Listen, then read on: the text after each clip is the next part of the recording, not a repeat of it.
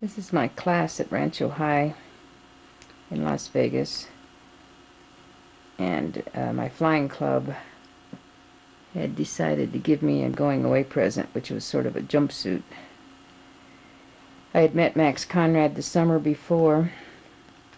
This is the probably December of 1959.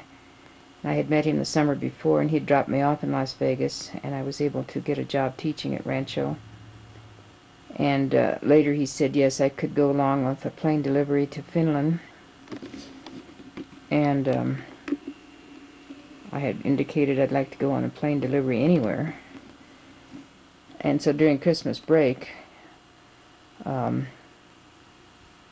could go. I had to get my passport renewed, and that's when I met Alan Dean. He was the photographer who took my picture. So he's probably filming this. He talked me into buying the 16mm camera to film the trip, which he thought, I think he would sell some to Piper Aircraft in Lock Haven. There's some preliminary shots here. This is my Piper Cub in Las Vegas. And that was my roommate. She taught at another school and was a cocktail waitress at night. I'm sorry to say I can't remember her name right now. But we lived at 721 Gas Street. We each rented a room from a widow. There's my Piper Cub. I had bought it a couple months earlier. That's probably flying over Las Vegas.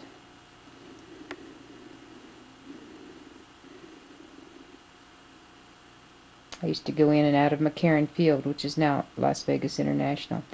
This has got to be Lock Haven, Pennsylvania.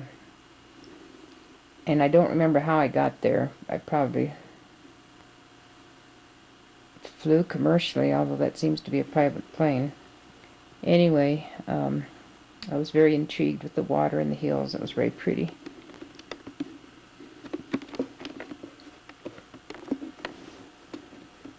Lock Haven, Pennsylvania is the headquarters for Piper Aircraft. This was Max Conrad's 55th or something flight overseas. It was cheaper for Piper to have him fly them across than it was to take them apart and ship them by boat. So Max rigged up this way of filling the cabin with gas tanks. Now, this was his own private plane, 110LF. LF stood for Let's Fly. And he had flown this one from Africa to Los Angeles. And when I first met him, it was in Omaha, and somebody said, "Where have you been, or where are you coming from?" And he said, "Rome." So he flew all around in these single-engine planes by filling the cab with gas tanks. So there it looks like he's fitting the gas tanks to put into the plane. Probably no one's ever filmed this before or since.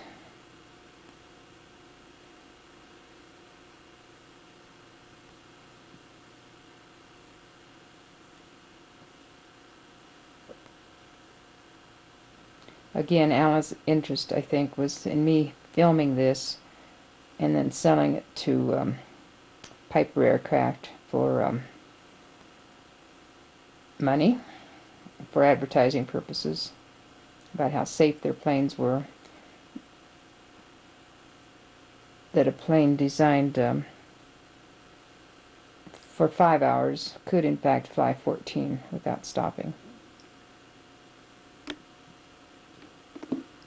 I remember he asked which way I wanted to go, and I said, well, where the water was the warmest. That was whether we would go from Boston to Greenland and across, or down to the Azores and to Portugal.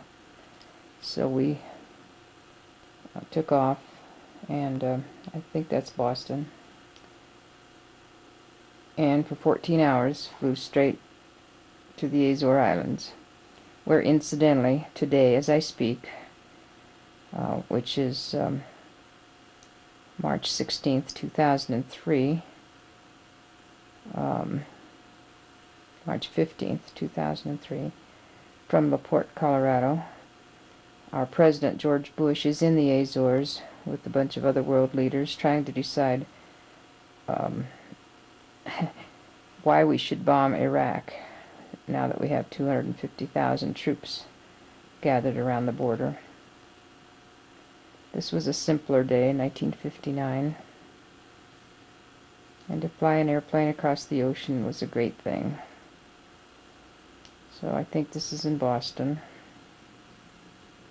I have a lot of black and white and color films of this too. Still pictures. It's Max Conrad, of course, in the center. I don't know who the other two are.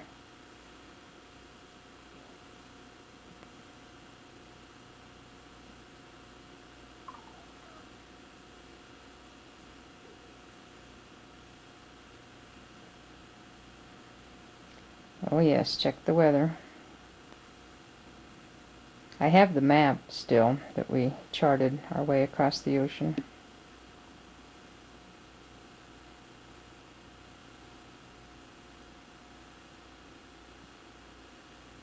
Was I apprehensive? Not at all.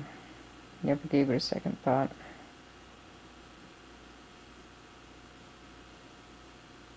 Again, a Piper Apache is made to carry enough gas to fly about 5 hours. 14 is quite a stretch.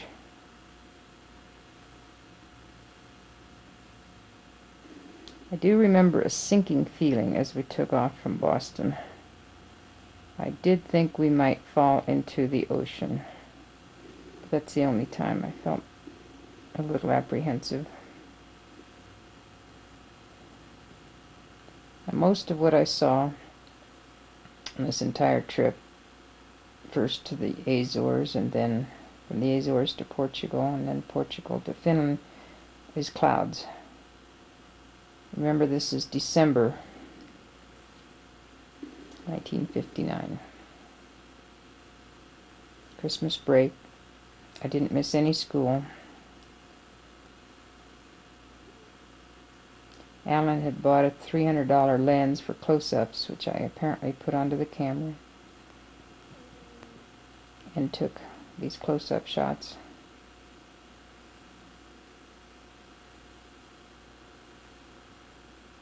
There was no sound in those days, of course, no zooms, 8mm cameras, movie cameras, and 16mm.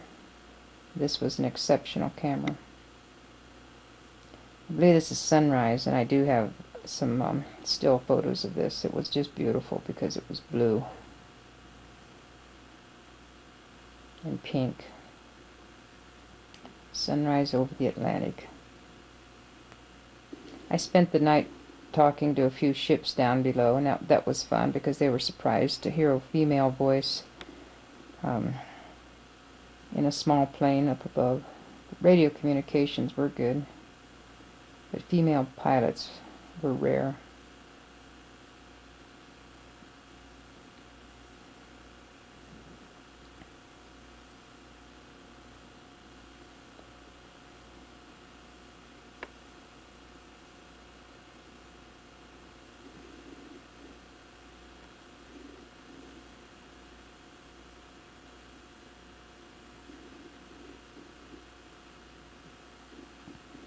I would guess this plane is still flying. So 1959, 60, 41, 44 years ago. Very likely. And this would be the Azores, Santa Maria in the Azores, where we did come down and fill up with gas.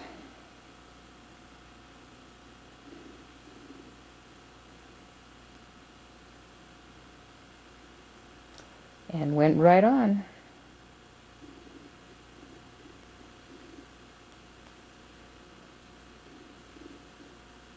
I think this is the same field that about 600 people were killed in a head-on collision with two big planes. There I am, right with all those fellas. Two planes hit each other in the fog a while back, and a great number of people died. I'd like to go back there.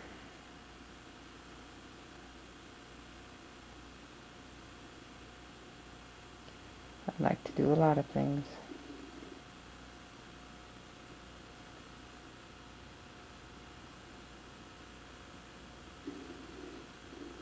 This is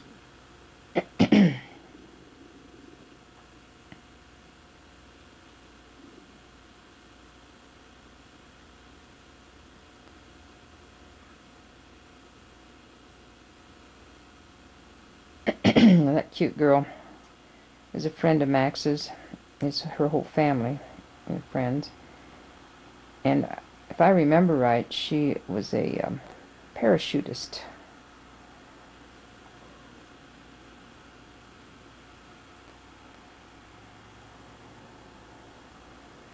Portuguese.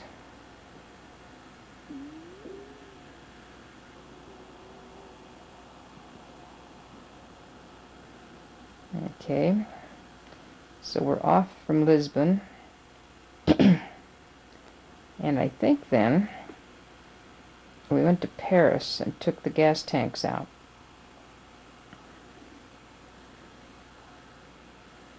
Looks like a coliseum down there. Bull ring, maybe. There was some ice forming, which apparently concerned me.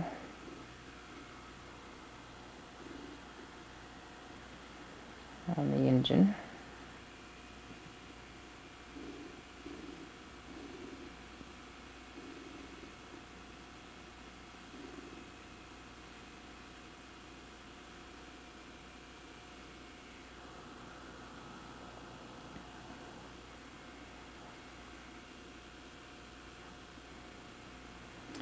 Again, if any of you want to take the original 16mm and do your own tape and do it better than this, you're welcome, because the original is excellent.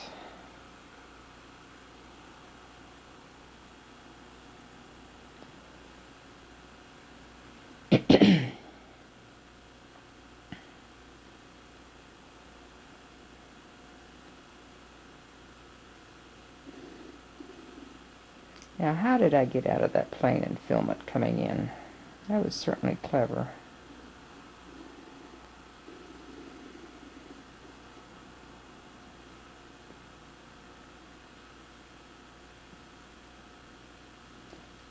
That's got to be a Frenchman. Oh yes, there we are, the Arc de Triomphe.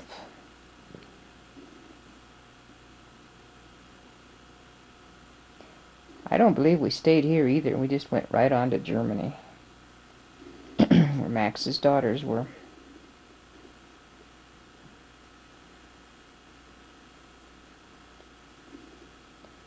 Max Conrad is the epitome of stamina. He could stay awake for days and nights and fly, eat nothing. There they were talking about one of his flights there in French at the Piper Company.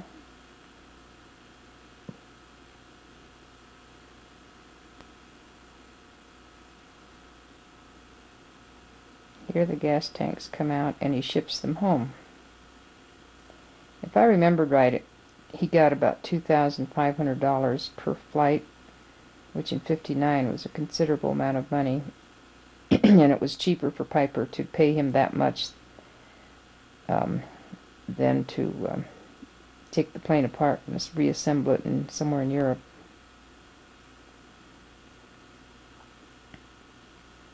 I think I was sitting on that gas tank the whole trip. Looks to me like he made me do some work.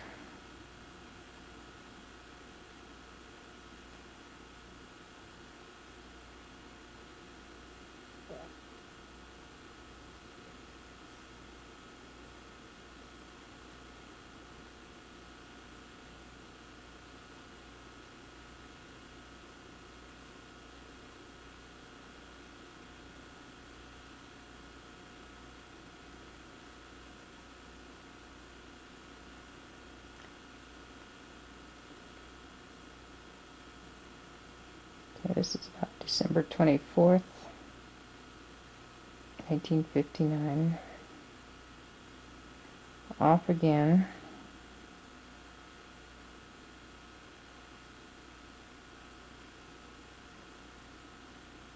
remember I was so disappointed. I'd wanted to see Spain, and all I saw was clouds.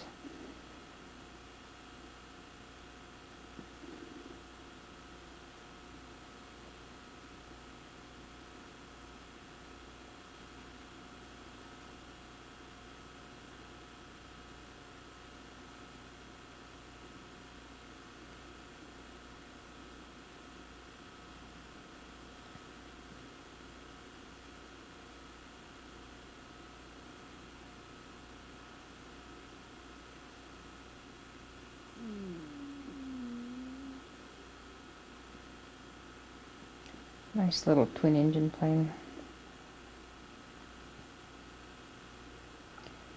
Oh, I miss flying. And here are Max's daughters. That was the big purpose of the flight at this time of year. Jaina on the right, who later became Alan's godmother. And, my memory, Katie, maybe? Katie Conrad. She was working as a model, I think, in Germany at the time. This is Christmas Eve. I remember it. Saarbrücken, Germany. Saarbruken. That was Christmas Eve. And I remember we stayed the night there, and I think took off the next morning. I don't believe there was any going to church on Christmas this year. And on up to Finland. I'm trying to remember being in Copenhagen and Stockholm, but I don't know if... I think we maybe stopped at Copenhagen on the way up, and then I flew back to Stockholm on the way back to New York.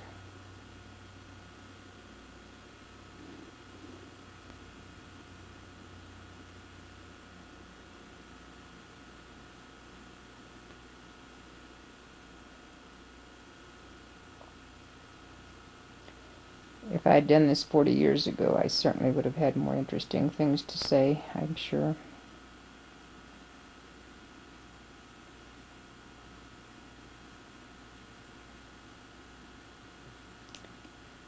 And I know the tall man is the buyer of the plane, and I know he was a Swede, but we were in Vasa, Finland. That's V-A-A-S-A, Vasa.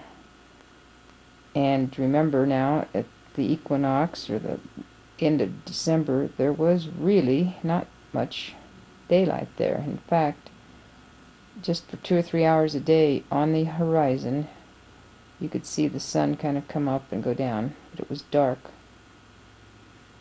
darkish all the time. But these people were so nice, and they arranged for sleigh rides, and I even went up in this little Piper Cub with skis. It's quite close to the Russian border. Isn't she cute? I believe later she married her cousin, possibly a lawyer in Minnesota. There's the J3. I was more interested in flying. Well, it seems to have wheels, not skis.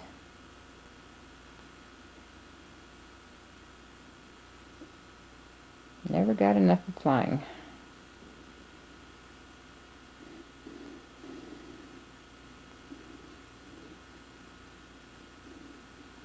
That may be the new owner taking it for a spin with Max teaching him the ropes.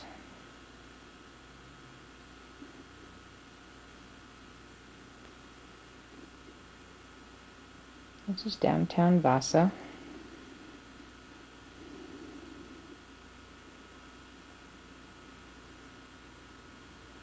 I had not seen that before.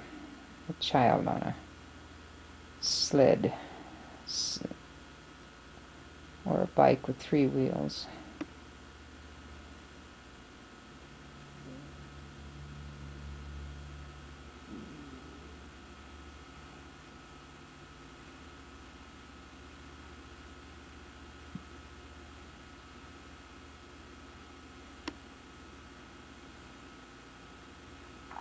I was 24 in my 4th year of teaching.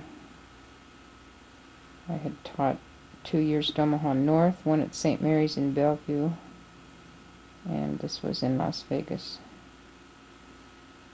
I was 24, about to come up to my 25th birthday in January.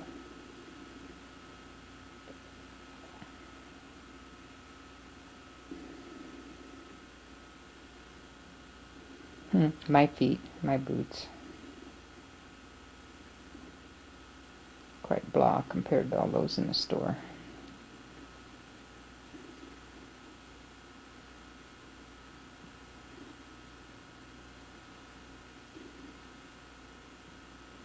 Remember, it cost me about $300 to get home. I had to buy an airline ticket from, I guess, Vasa to Stockholm and Stockholm to New York.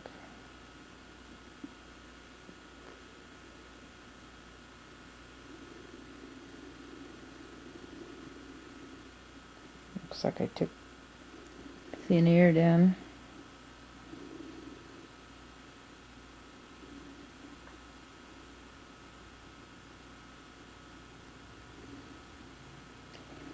Stockholm, my jet lag really got me, and I don't know where everybody else just left or disappeared, and I was in a hotel there, and I was supposed to go on down to Germany and go skiing with Gert Vinegar and Richard Eland. In fact, they were waiting for me, and instead I just conked out in this hotel in Sweden and just slept and slept. I was so tired I even left my best black dress there that I don't believe I ever wore, but just left it hanging in the closet and forgot it.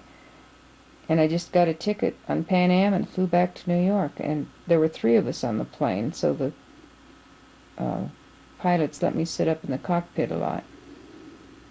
It was hard for them to believe I'd just come across the ocean a few days earlier in a Piper Apache. But anyway, it cost me like $300 to get home, or get to New York.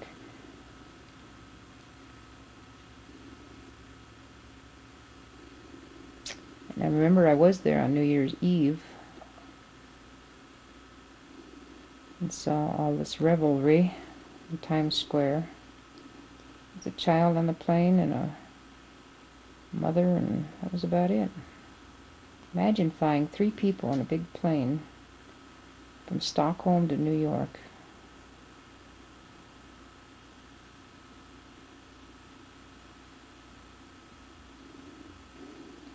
I think this is New York.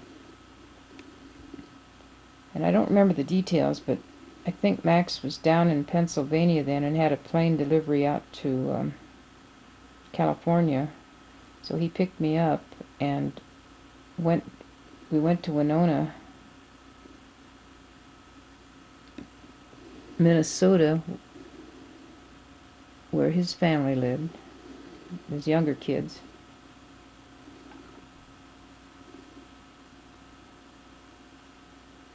Piper, Piper.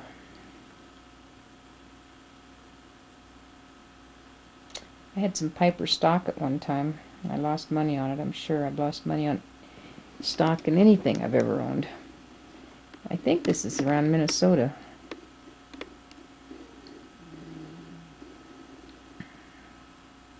Winona.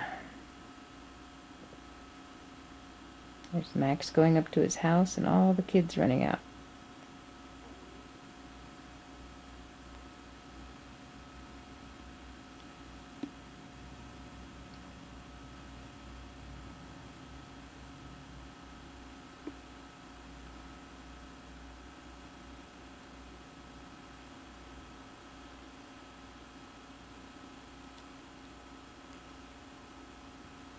It seems like that was Denver. I think that said Combs. Anyway, I got back to Las Vegas in time to teach school Monday morning after Christmas break.